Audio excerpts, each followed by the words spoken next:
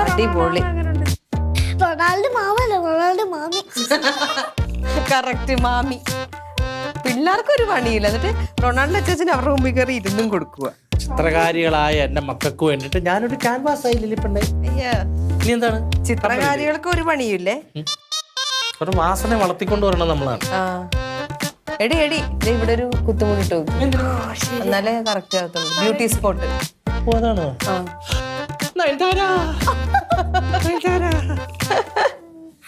കമ്മലില്ലേ? കമ്മല് പോ. ഇനി മതി. എടി എടി 2 പൊട്ടെടുത്ത് ഇങ്ങനെ വെച്ചു. ശരിയാ. എന്തിന്? കമ്മല്. നീ അപ്പുറത്ത് വെക്ക്. നീ നോക്കട്ടെ. അടിപൊളി. ഇനി കഴിഞ്ഞില്ലേ 2ന്റെ വരയും കുറിയൊക്കെ? പോയി കുളിച്ചാ ചെല്ലു പോ. കുളിച്ചിട്ട് വല്ല പിന്നെ നീ എപ്പോഴാ കുളിക്കുന്നത്? നേരെ വെളുത്തപ്പോ തൊട്ട് അവള് പറയുന്നുണ്ട് പിന്നെ കുളിക്കാന്ന്. പോയി കുളിച്ചാ പോ. പോയി കുളിച്ചിട്ട് വേറെ എന്തെങ്കിലും പണിയുണ്ടെങ്കിൽ കുളിച്ചിട്ട് എന്തെങ്കിലും പണിയുണ്ടെങ്കിൽ പോയി ചെയ്യപ്പോ. എണ്ണ ഇടണോട്ടോ തലയില്. എടി നീ പോലെ അടുക്കള ചെന്നിട്ട് അമ്മ അവിടെ കുറച്ച് ഉള്ളി എടുത്ത് വെച്ചിട്ടുണ്ട്. അത് പൊളിച്ചു.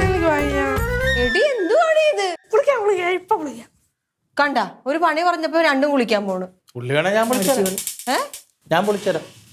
വേണ്ട ഇതൊന്നും കൊണ്ട് ഈ കഴുകിക്കളാം. കണ്ടിട്ട് എനിക്ക് കുറച്ച് ജോലികൾ അന്ന് ഇവിടേക്ക് ഒന്ന് അടിച്ചു വരെ ചൂലെടുത്ത് തരാം. മുള്ളിയാകുമ്പോ വെറുതെ ഇങ്ങനെ ഇരുന്ന് വിളിച്ചാൽ മതിയല്ലോ. മറ്റേതാകുമ്പോ ശരീരം അനങ്ങണമല്ലോ. ശരീരം അണങ്ങനെ പണിയൊന്നും ചെയ്യൂലല്ലോ. മേക്കപ്പ് ചെയ്ത് കഴിഞ്ഞാൽ ഞങ്ങള് സെലിബ്രിറ്റികളെ ഒരു ജോലിയും ചെയ്യത്തില്ല. ചെല്ല് എഴുന്നേറ്റ് പോ. പോയി കഴുകുമോ?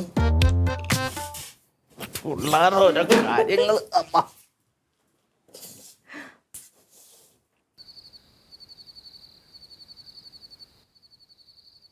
നീ ഇത് കാണിച്ചു പാറ്റേണാ ഞാൻ പറഞ്ഞത്. ഇങ്ങനെ തയ്ക്കാൻ അറിയോന്ന് ചേച്ചിക്ക്. ഇതിപ്പോ എന്താ കുഴപ്പം? ഇതിപ്പോ എന്തോന്ന് പിന്നെ ഇങ്ങനെ തയ്ക്കാൻ പറയുമ്പോഴത്തേക്ക് വേറെ തുണി വേണ്ടേ? ബ്ലൗസിന്റെ പുറകിൽ 2 വള്ളി മാത്രം മതി. കാര്യം പറഞ്ഞപ്പോഴാ അയ്യോ നിങ്ങളുടെ ഒരു കാര്യം പറയാൻ വിട്ടുപോയി. ഒരു സന്തോഷ വാർത്ത. കുഞ്ഞമ്പറ്റി റോസ്മേരി മക്കളോട് വരുന്നുണ്ട് അടുത്ത ആഴ്ച. എന്റെ പൊന്നെ, ഞങ്ങൾ എവിടെങ്കിലും പോണു. നിങ്ങളവിടെ പോ. നിങ്ങളെ കാണാൻ വരും. നിങ്ങളവിടെ പോണേ. ഇതിപ്പോ ആരോട് ചോദിച്ചിട്ട് എങ്ങ് പോന്നോളാൻ പറഞ്ഞത്? നമ്മള് വീട്ടിലോട്ട് വരുന്ന ആരോട് ചോദിക്കാം? എന്നെ കാണാൻ വരുന്നു. ഇത് നല്ല പാട്. അതെന്താ ഇപ്പൊ വളരെ സമാധാനമായിട്ട് ഇവിടെ പോയിക്കൊണ്ടിരിക്കുകയാണ്. നിന്റെ വീട് അതല്ലേ? അതെ, അവരിങ്ങോട്ട് വരുന്ന സമയത്ത് അച്ചാച്ചൻ കുറച്ച് ദിവസം അവിടെ പോയി നിൽക്കി. അല്ല, അവര് പറഞ്ഞ എന്നും അവിടെ തന്നെ അല്ലേ നിൽക്കുന്ന. വെക്കേഷൻ ആണ്, പിള്ളേരോട്ട് വന്ന് 2 ദിവസം ഇവിടെ നിൽക്കാവുന്നു. ഇത് നല്ല പാടുതേ. എന്റെ അഭിപ്രായത്തിൽ ആരെങ്കിലും ഒരാൾ മതി. എനിക്ക് കൂടുതൽ പറയുന്നത് അറിയാത്ത കാര്യമല്ലോ. ഞാൻ അമ്മച്ചെ കൊണ്ടുവന്ന് അവളില്ലാത്ത പ്രശ്നം ഉണ്ടാക്കും. അവളെ കൊണ്ടുവന്ന് അമ്മച്ചി ഇല്ലാത്ത പ്രശ്നം ഉണ്ടാക്കും. അതൊക്കെ അവർ 2 ഇവിടെ വന്നിട്ട് സമാധാനമായിട്ടങ്ങ് പോകുന്നില്ലേ? ഇവിടെ വന്ന സമാധാനം ഉണ്ടാവോ? ഞങ്ങൾ ആ സമയത്ത് ഇവിടെ ഉണ്ടാവത്തില്ല. എല്ലാം ക്ലിറ്റ് വെച്ചിട്ട് നമുക്കൊരു ടൂറിന് പോകാൻ സമയത്ത് ശരിയാക്കാൻ സമ്മതിക്കൂ.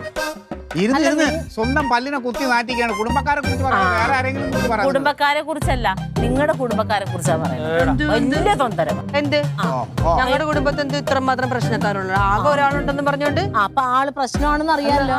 ഒരാളെന്ന് ഉദ്ദേശിച്ചാൽ തന്നെയാണ്. അല്ല, കുഞ്ഞമ്മച്ചീന പ്രശ്നമാണ്. അതങ്ങോട്ട് അംഗീകരിച്ചാ മതി. അപ്പൊ ചേച്ചിയുടെ കുടുംബത്തിൽ എത്രയോ പേരുണ്ട്. എത്ര പേരുണ്ട്? ലിസ്റ്റ് എടുക്കട്ടെ. നേരം വെളുക്കും. അങ്ങനെ ഒരാളെ സഹിക്കണതിന് എന്നെ അവാർഡ് തരണം. അയ്യോ, ഭയങ്കര തമാശ. നിങ്ങളുടെ കുടുംബത്തിലുള്ള ഒരാളുടെ ഒരു സാധനം ഞാനിപ്പോ വായിച്ചേപ്പിക്കാം. ഇന്നലെ എന്തൊക്കെ ഒന്നും മനസ്സിലാവൊന്നുമില്ല. കേട്ടോണേ. എന്താണ്? തുന്നിക്കൂട്ടിയ കുറെ സ്വപ്നങ്ങൾ, അതിൽ കീറിപ്പറഞ്ഞ കുറെ മോഹങ്ങൾ, എന്നിട്ടും തേച്ചു മിനുക്കിയ പുഞ്ചിരി, അതാണ് പലരുടെയും ജീവിതം. ഈ തുന്നിക്കുട്ടിയ സ്വപ്നങ്ങൾ ഉദ്ദേശം എന്താണെന്നറിയോ? പോസ്റ്റ്മോർട്ടം ചെയ്ത ബോഡി.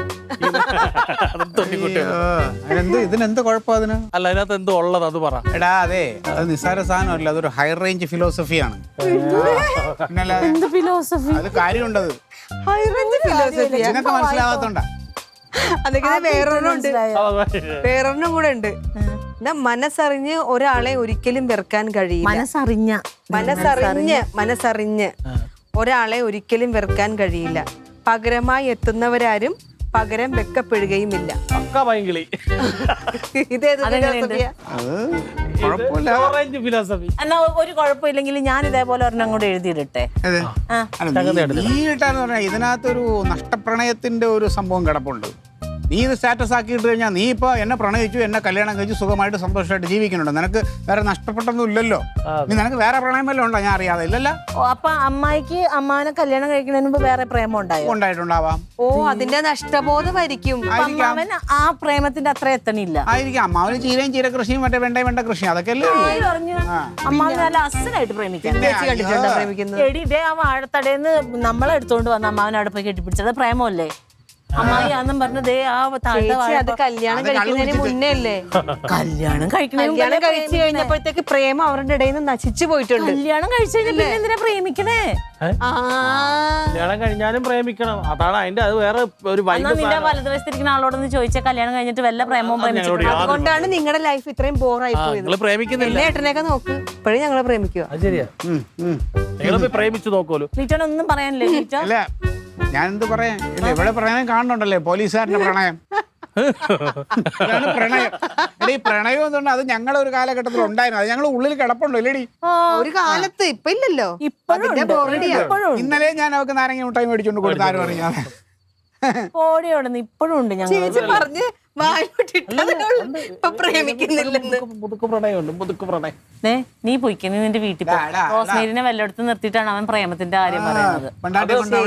ദൈവമേ, ഗൂഗിൾ പേയിലൂടെ പ്രണയിക്കുന്നുണ്ട് ഞങ്ങള്. ഡെയിലി റോസ്മേരി ഇങ്ങോട്ട് പ്രണയിക്കും, ഞാൻ അങ്ങോട്ട് പ്രണയിക്കും. അതൊന്നും കുഴപ്പമൊന്നുമില്ല. എന്റെ പൊന്നെ, ഇങ്ങനെയൊക്കെ അങ്ങ് പോയാൽ മതി. ഇനി പ്രേമവും വേണ്ട, കുന്തവും വേണ്ട.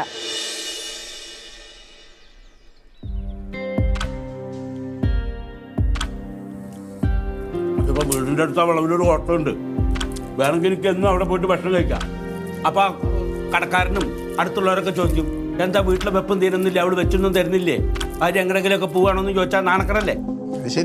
ഇതിപ്പോ എന്തിനാ നീ അവിടെ കഴിക്കാനില്ലെങ്കിൽ ഇങ്ങോട്ട് പറഞ്ഞ ഇവിടെ നിന്ന് കഴിക്കണം? എന്തിനാ നാട്ടുകാരെ കൊണ്ട് പറയിപ്പിക്കണേ? അതെ, ഇങ്ങോട്ട് പോരണം. എൻ്റെ കുട്ടി എന്നിപ്പോ ഇവിടെ വന്ന് ഭക്ഷണം കഴിക്കാൻ പറ്റും?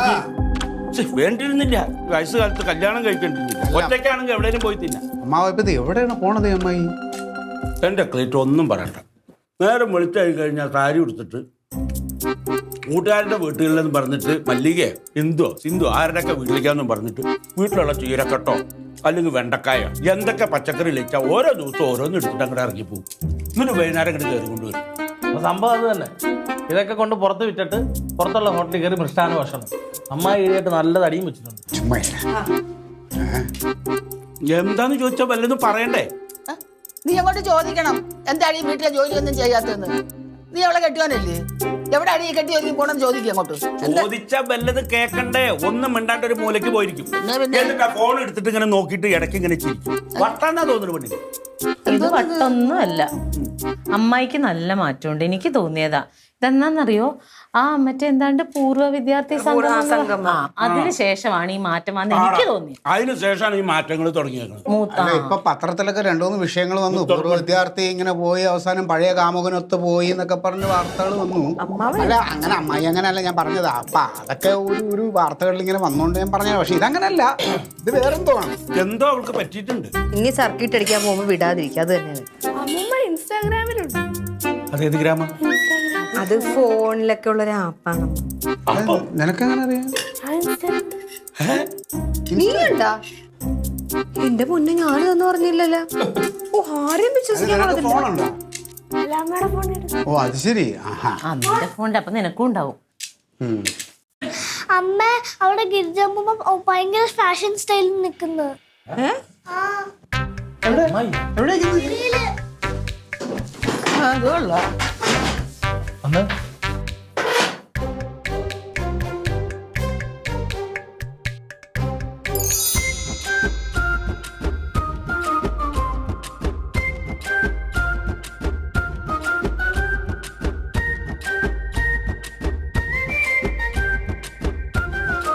മാവാ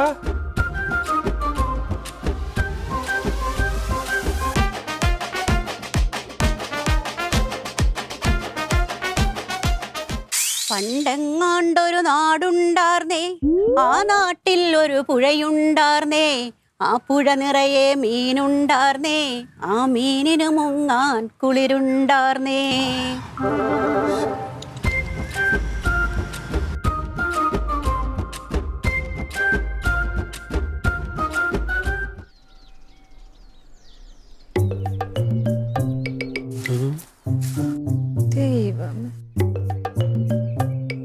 നമ്മൾ പ്രകൃതിയോട് ഇണങ്ങി ജീവിക്കണം ക്ലീറ്റസേ.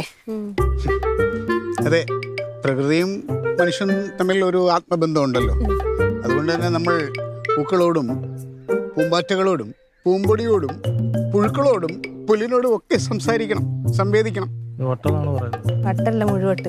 ക്ലീറ്റസ് മൊത്തയുടെ ഉള്ളിലും ഒരു കവിഹൃദയം ഉണ്ടല്ലോ. താങ്ക് യു അമ്മായി, താങ്ക് യു. എന്തെങ്കിലുമൊക്കെ എഴുതണം ക്ലീറ്റസേ. നമുക്കൊരു നല്ലൊരു പുതിയ തലമുറയെ വാർത്തെടുക്കണ്ടേ? വാർക്കാൻ നമുക്ക് ശശിമേശിനെ വിളിച്ചാൽ അമ്മായി. റൊണാൾഡേ, നീ മെയിൻ ഷോവനിസ്റ്റ് ആണല്ലേ? അമ്മായിക്ക് തോന്നിയോ? അത്ര വലിയ നോവലിസ്റ്റ് ഒന്നുമല്ല, ചെറുകഥകളൊക്കെയാണ്. അമ്മായി ഒരു കാര്യം ചോദിക്കാൻ വേണ്ടി ഇരിക്കുകയായിരുന്നു. അമ്മായിയുടെ ഫോണിൽ എന്താടി അത്? സ്റ്റാറ്റസ്. അതൊക്കെ ആരെ ഇടണേ? നല്ല രസം ഇട്ടാ വായിക്കാൻ. എന്തായിരുന്നു? എന്നെ വേണ്ടാത്തവരെ എനിക്കും വേണ്ട, ആട്ടി ഓടിച്ചാലും തിരികെ വരാനായിട്ട് സ്ത്രീകൾ എന്തോ പട്ടികളാണോ? കൊള്ളാലോ. അത് നമ്മൾ പട്ടികളാണോ? ആണോ ലില്ലി? അമ്മായി ഫെമിനിസ്റ്റ് ആണ്. പുറത്ത് രണ്ടായി കാണുന്ന വൻമരങ്ങള് മണ്ണിനടിയിൽ കെട്ടുപിണഞ്ഞ് കിടപ്പുണ്ട് ക്ലീറ്റസേ.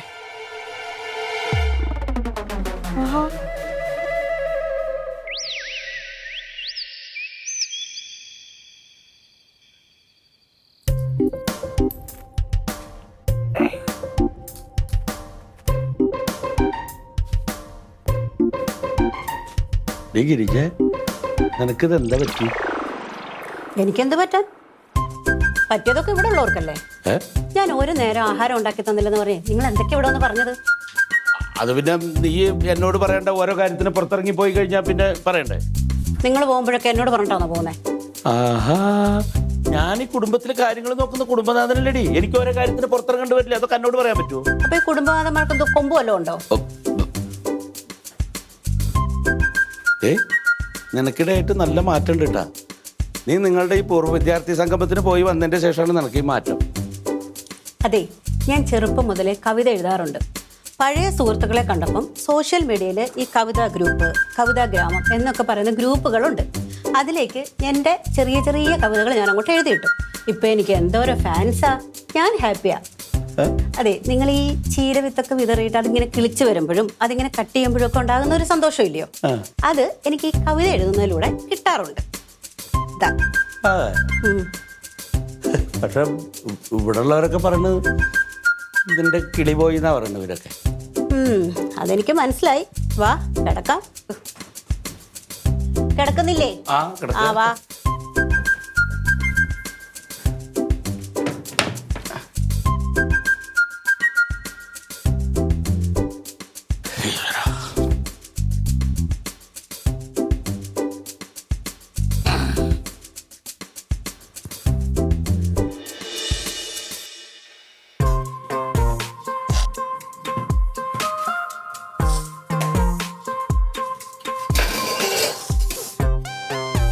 എനിക്കൊരു സമാധാനമില്ല.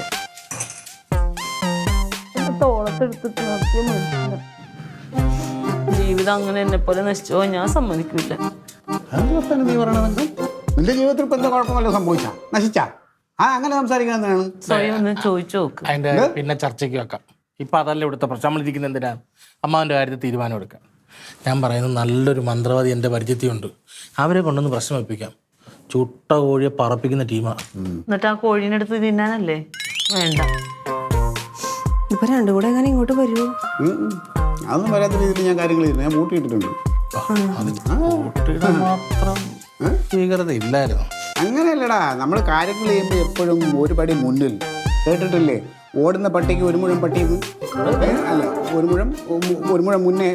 അതാ. അപ്പൊ കരുതി കൂട്ടി കിടക്കട്ടെ, പ്രശ്നമൊന്നുമില്ല. പിന്നെ നമുക്കൊരു നല്ല സൈക്കാട്രിസ്റ്റിനെ കാണിച്ചാലോ? എൻ്റെ അറിവിൽ സൈക്കാട്രിസ്റ്റ് ഉണ്ട്, അതായിരിക്കും നല്ലത്. ശരിക്കും സൈക്കാട്രിസ്റ്റിനെ കാണിക്കേണ്ടത് അമ്മായിനെ അല്ല.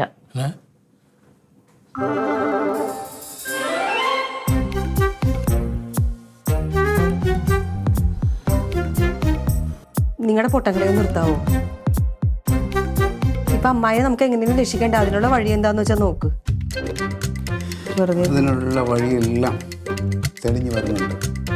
ഈ വഴി ആ വഴി തനിയങ്ങ് പോയാൽ മതി. ഞാനൊരു കാര്യം പറയും, ഡയലോഗും വിട്ടോണ്ട് ഇവിടെ ഇരുന്നാ പോരാ, എന്തെങ്കിലും ചെയ്യണം. അമ്മാവിന് കുഴപ്പമില്ലായിരിക്കും, ആ പാവത്തിനൊന്നും മനസ്സിലാവാഞ്ഞിട്ടാ. ഇതെന്തോന്ന് അമ്മായി നാട് വിട്ടു പോയാലും ഇതെന്തോന്നടി? ഇതൊക്കെ എല്ലാ മനുഷ്യന്മാരുടെ ജീവിതത്തിലും ഉണ്ടാവും ഇങ്ങനെ ചെറിയ ചെറിയ അസുഖങ്ങൾ. മാറ്റാം നമുക്ക്, അതിന് ആളുകൾ അതാ എന്തെങ്കിലും ചെയ്യണോന്ന് പറഞ്ഞു. ചെയ്യാം, അതിനാണ് വഴിയുണ്ട്. സമാധാനം എന്താ? ആരാ ഈ പൂർവ്വ വിദ്യാർത്ഥി സംഘമൊക്കെ കണ്ടുപിടിച്ച്? ലാൽ ജോസ് ഡയറക്ടർ, ക്ലാസ്മേറ്റ് സിനിമയ്ക്കകത്ത്. ഓരോന്ന് ഞാൻ നമ്മുടെ പാർട്ടിയിലെ പിള്ളേരോടെല്ലാം പറഞ്ഞിട്ടുണ്ട്. അവരെ ബാച്ചിൻ്റെ ഫുൾ ഡീറ്റെയിൽസ് എടുക്കുന്നുണ്ട്. അതിൽ കവികൾ ആരെങ്കിലും ഉണ്ടോ എന്നുള്ളത് കണ്ടുപിടിക്കാനുള്ള ശ്രമത്തിലാണ്. അങ്ങനെ ഉണ്ടെങ്കിൽ നമുക്കറിയാം അവിടെ നിന്നൊരു പ്രചോദനം ഉണ്ടാവും. ഇല്ലാതെ ഇങ്ങനെ പെട്ടെന്നൊന്നും അതിലേക്ക് വരില്ല. അല്ല, ഞാൻ ചോദിക്കണല്ലോ, ഇപ്പൊ ഈ നാട്ടിലെ മുഴുവൻ ഇങ്ങനെ ഒരു ചിന്ത? 10-25 കൊല്ലൊക്കെ കഴിഞ്ഞിട്ട് കൂടെ പഠിച്ചവരെയൊക്കെ ഒന്ന് കാണണം, കൂടണം എന്നൊരാഗ്രഹം. ഒരു രസം പഴയതൊക്കെ ഒന്ന് അയവറക്കാം. എന്നെയൊക്കെ വിളിച്ചിട്ട് ഞാൻ പോയില്ല. അതെ, ഒരു കാര്യം ഞാൻ പറയട്ടോ. ഇന്ന് രാവിലെ ഇപ്പൊ എപ്പോ തുടങ്ങി ഒരുങ്ങലാന്നറിയോ? ഞാൻ എവിടേക്കാന്ന് ചോദിച്ചിട്ട് ഒരു അക്ഷരം മിണ്ടില്ല. ഒരു കാര്യം ഞാൻ തീരുമാനിച്ചു, 2 ദിവസം കൂടി ഞാൻ ക്ഷമിക്കും. അത് കഴിഞ്ഞാ എന്താ ചെയ്യേണ്ടത് എനിക്കറിയാം. അമ്മായി വരുന്നുണ്ട്. വരുന്നുണ്ടോ? നിങ്ങൾ ചോദിച്ചപ്പോ എന്തായാലും പറഞ്ഞ അതന്നെ സ്വഭാവം. എന്തെങ്കിലും ചോദിച്ചാൽ കവിത, അത്രേ ഉള്ളൂ. അതല്ലേ വരുന്നുണ്ട്.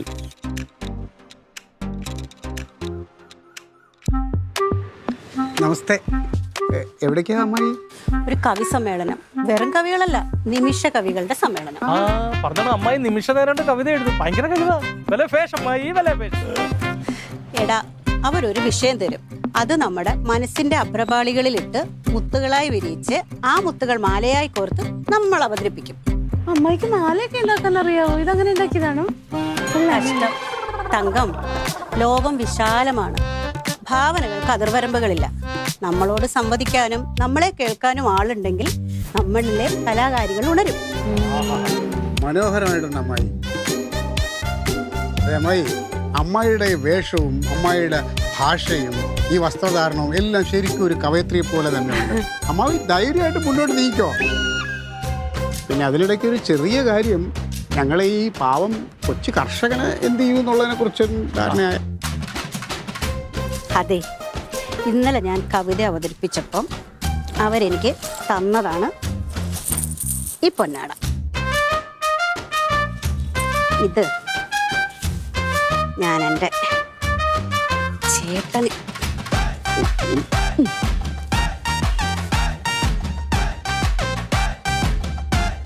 ഇത് തന്നപ്പോഴേ ഞാൻ അവരോട് പറഞ്ഞു, ഒരു പുരുഷന്റെ വിജയത്തിന് പിന്നിൽ ഒരു സ്ത്രീ ഉണ്ടാവുമല്ലോ, എൻ്റെ വിജയത്തിന്റെ പിന്നിൽ എൻ്റെ ഗിരിയേട്ടനാണ്. അപ്പൊ അവിടെ നിന്ന് എല്ലാവരും കൈയടിച്ചു.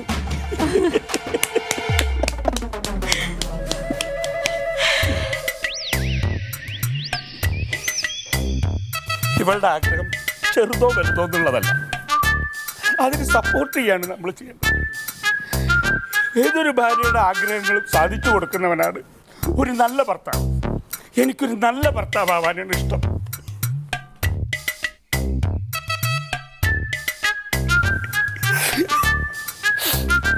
എനിക്ക് ഒരു നിമിഷ കവിത വരുന്നുണ്ട്. ഞാൻ ശാന്തമായ സ്ഥലത്ത് പോയിരുന്ന് എഴുതട്ടെ. കഴിച്ചിട്ടിറക്കാനും വയ്യ, മധുരിച്ചിട്ട് തുപ്പാനും വയ്യ, ഞാൻ എന്തു ചെയ്യണം എൻ പ്രിയതമനെ, പറയൂ പറയൂ. മാരിയായി നീ മുന്നോട്ട്, നിന്നെ ഗമിക്കാൻ ഇടിക്ക് മിന്നലായി, മഴയ്ക്ക് കാറ്റായി, പകലിന് രാത്രിയായി ഞാൻ പിറകെയുണ്ട്.